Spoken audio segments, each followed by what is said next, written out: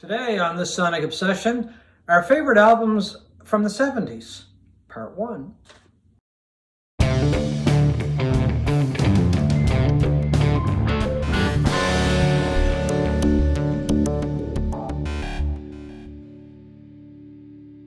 Hi folks, I'm John Whidden, and over here to my left is Steve McLeod, and welcome to this Sonic Obsession. Today we are going to do our favorite albums from the 70s. This one was tough. Very tough. Well, and it's more than our favorite. It's top 10, which makes it even tougher. Very tough. Like it's virtually an impossible task. And it's not because it's not, I mean, I could have picked 50 albums that could be on my top 10. Yeah, but then it would be a top 50. Then it would be a top 50 and would be here all day. That's right. But it's a really unfair exercise. I mean, it's challenging. Let's put it that way. It's challenging. The 70s is my favorite decade for music, and it makes it doubly challenging than the one for the 60s was. And yeah, and there's a lot of acts that I had to leave out, and there's a lot of albums by acts I just couldn't include because, you know, we've only got 10. So I'm going to fire it over to you and let you start it off. We're going to cheat right off the bat. Well, we can do that, though, because it's our channel, and, you know. By having an honorable mention right off at the top. That doesn't make up for the unfairness of this exercise. But literally, I thought of this album 5 minutes before we sat down for this. And I don't even have it on vinyl, but it is Carole King. Carole King's Tapestry. And I thought, how on earth can I not have this album on the list? So it is my one honorable mention. It came out in 1971. Which you heard that summer. Every time you turned the radio on, you heard a track from it. Yeah, this is the Super Audio disc that came up about 20 years ago. It's, you know, one of the biggest selling albums of all time. It was, at one point, the biggest selling album in the world when it sold about 14 million copies in a couple of years. It sold 30 million, and that's just in the U.S. It sold 30 million worldwide. It launched her to stardom. I mean, this is like a greatest hits package. Stardom as a singer-songwriter. She's been a songwriter for years. Yeah, very well known and very well respected. She's in the Hall of Fame with her ex-husband, Jerry Goff, as songwriters. They worked out of the Brill Building in New York and wrote some of the greatest songs of the early '60s. But this, you know, it's too late. I feel the earth move. Way over yonder. You got a friend. Smackwater Jack. I mean, it's just, you make me feel like a natural woman. It's a perfect album. It is a perfect album, and I apologize, Carol, that it was almost not on my list, but. And I apologize, Carol, it's not on my list, but still a great album. Fantastic. Fantastic, yeah. And it's not even on our top 10. Right. So your honorable mention, John, is what? Okay, I'm going to go with the Grateful Dead and American Beauty. And from 1970, it could have been American Beauty or it could have been Working Man's Dead. They both come out that same year. I love both of these albums. It's really when the Dead went from being psychedelic, even blues-based, a lot of blues in there too, the countrified sound that they nurtured and developed over the years. And once again, this is a perfect album. There's just not a bad track on the album. There's a lot of tracks on this album that became part of the Dead set for years, for decades. And of course, the Dead being the Dead, they would expand upon some of these songs and they would take on lives totally different than what's on this album and lives of their own. So there it is. I mean, once again, I could have thrown in 3 or 4 Dead albums from the 70s, but this is it. Well, I guess I should say all of these are perfect albums, really. I mean, you can't get on a list in the 70s without it being a perfect album. So number 10, we're now into the official list. Mine is Born to Run by Bruce Springsteen, one of the most iconic covers in all of rock music. Bruce and the Big Man. Yep. And the odd thing is it's not my favorite Springsteen album, but it's almost my favorite. And what puts it over the top for me was this was the one I heard first. This is the Springsteen album I heard first, and it blew me away. It's an album that, it's one of only 2 albums that I've ever heard where I literally got chills up the back of my neck from listening. The first was Disraeli Gears. We talked about Oh, right. that. Yeah, I was going to ask you what it was. Yeah. And this is the other one. I bought it. I bought it based on a review in Rolling Stone magazine, like a lot of albums I did at that time. And I'm pretty sure the review was written by John Landau. Probably, yeah. I've seen The Future of Rock and Roll, that famous And its name is Bruce Springsteen. Yeah. So I went out and rushed downtown, picked up the album. I was living in an apartment in university with 3 of my friends. They were at class. I wasn't at class. You're too busy listening to rock and roll. And I played this thing 3 times in a row, just back to back to back, and it just blew me away. Well, it's a great album. I mean, it's a classic album. Yeah. Once again, a perfect album, And, and when they came back and they joined me, I played it for them again. Funny thing is, they were never as impressed with this album as I was. I know people to this day who don't like Springsteen. Like, they don't like him. And I'm like, how can you not like Springsteen? But they don't. And a couple of these people that I know are big music fans, but there's just something about it. And they actually can't even really explain it. They just say, no, don't like them. No, so, none of anyway, my it baffles me. None of my friends cared for it at the time. I mean, some of them came around. But anyway, Born to Run. My number 10, coincidentally, and we don't know each other's lists, by the way. My number 10 is what I think is Springsteen's best album, and it is Darkness on the Edge of Town. It's got the energy of Born to Run. It's got the lyrics of Born to Run. Another great cover, too. But it's got this darkness on it. It's a harder sound, too. It's a harder sound. It's just, it's murkier, and it's Springsteen, I think, coming of age as a great songwriter on this album. And that's not to put down Born to Run. I love this album because it is so powerful.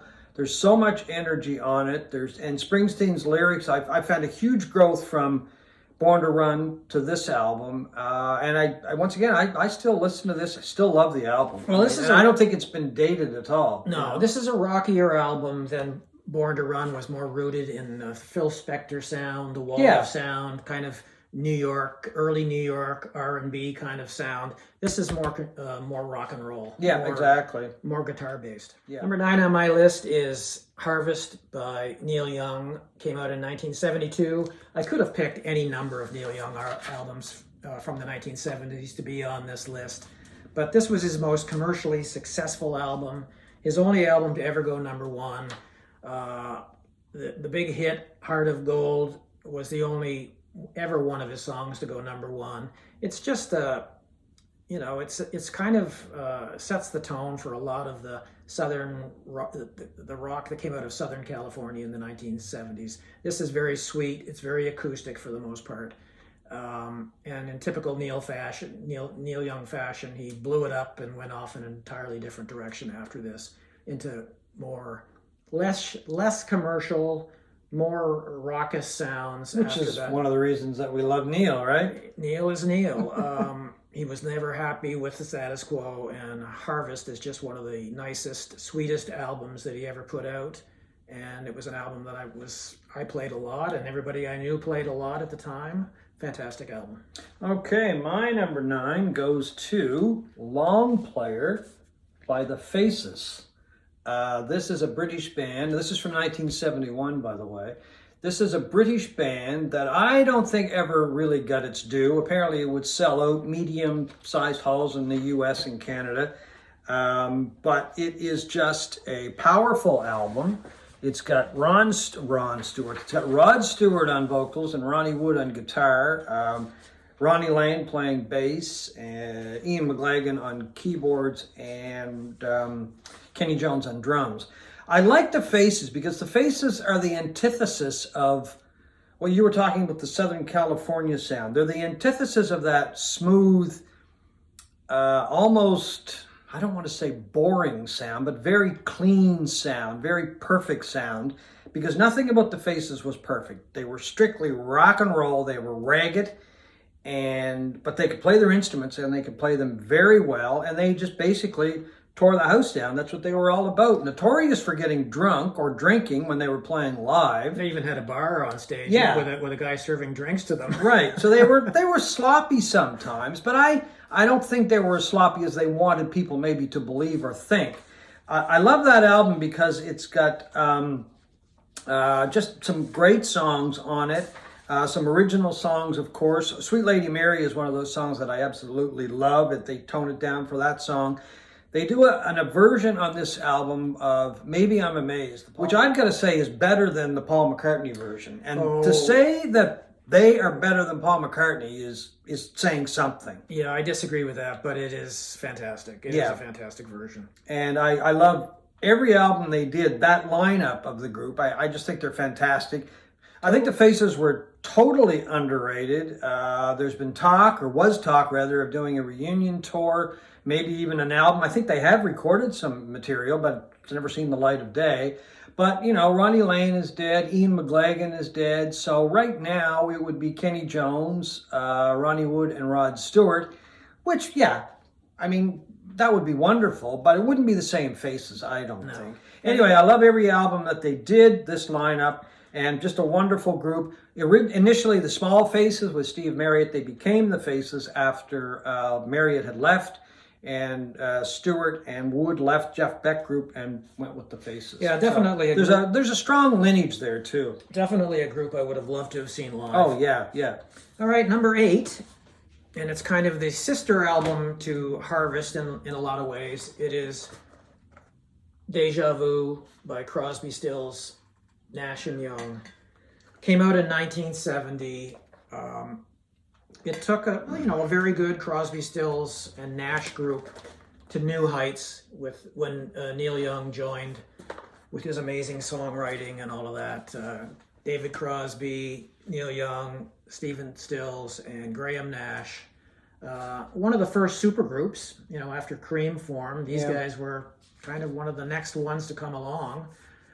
Guys from the Byrds and Buffalo Springfield and the Hollies.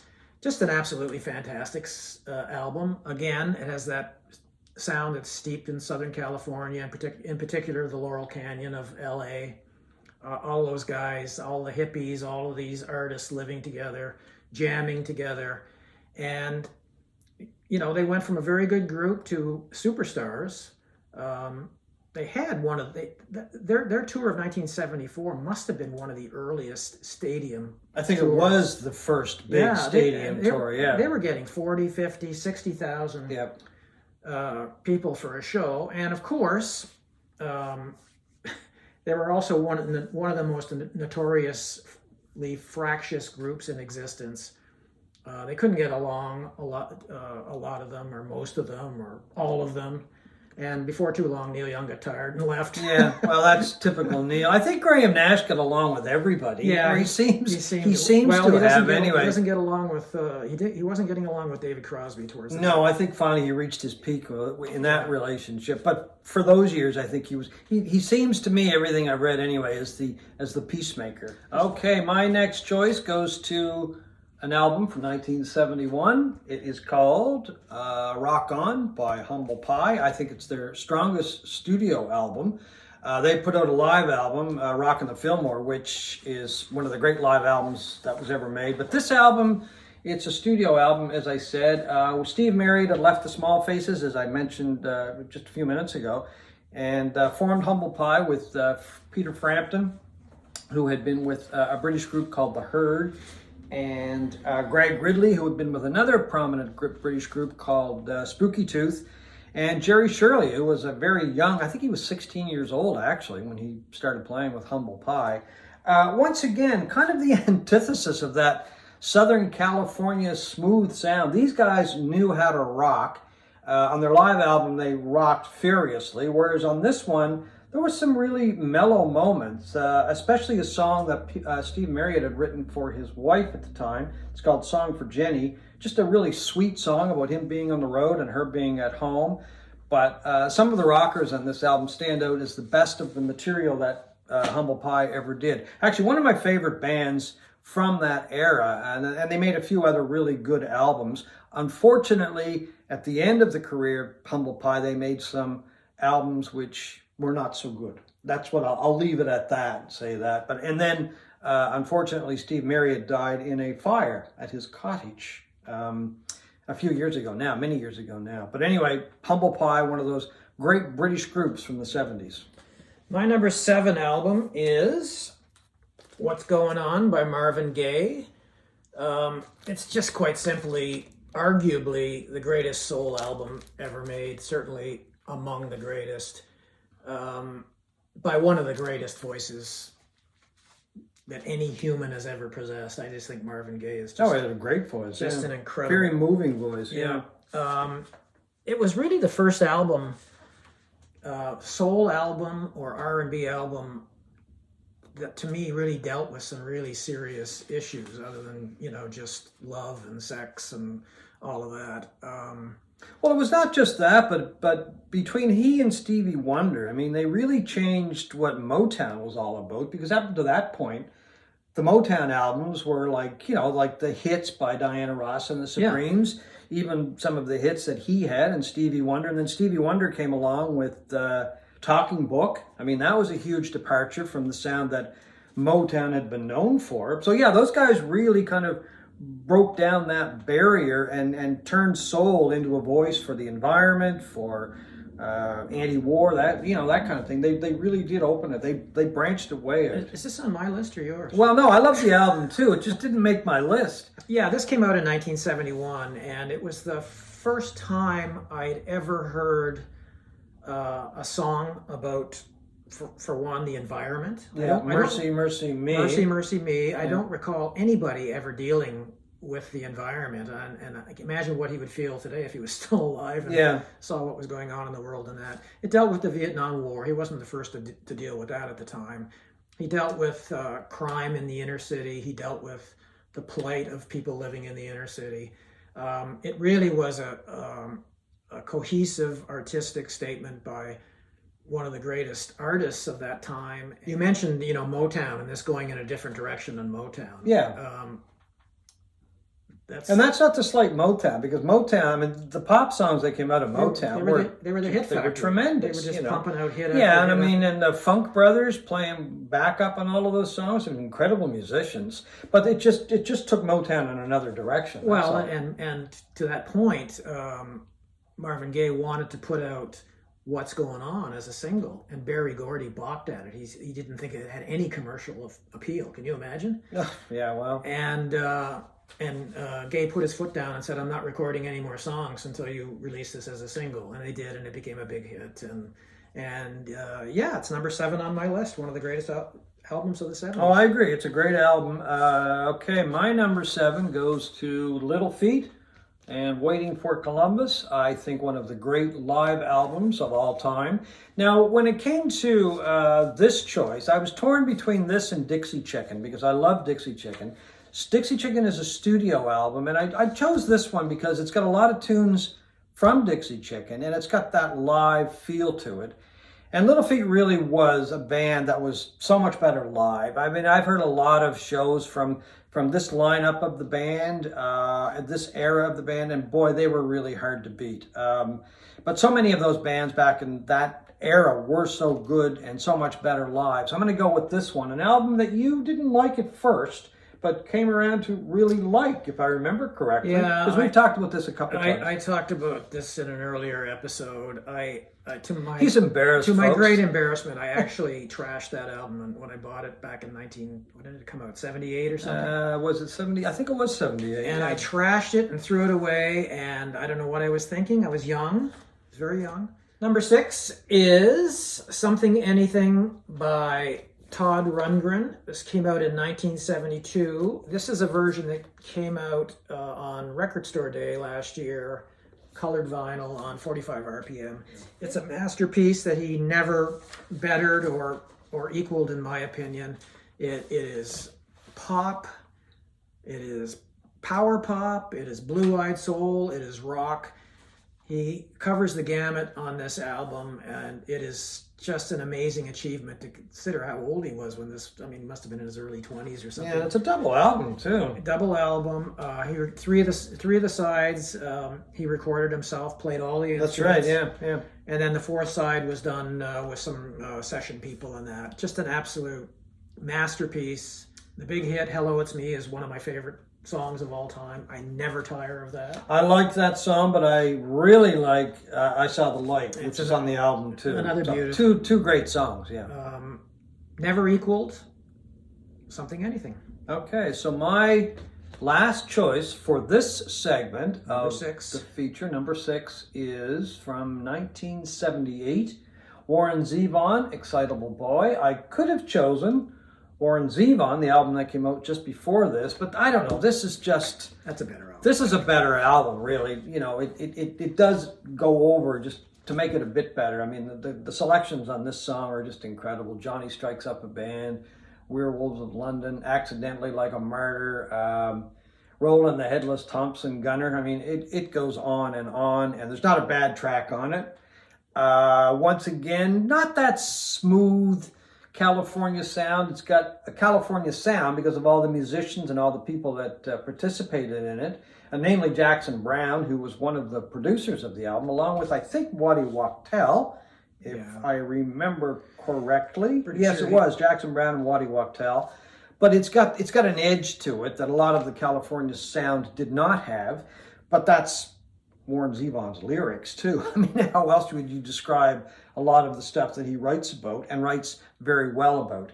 Still missed Warren Zevon, an incredible talent, excitable boy.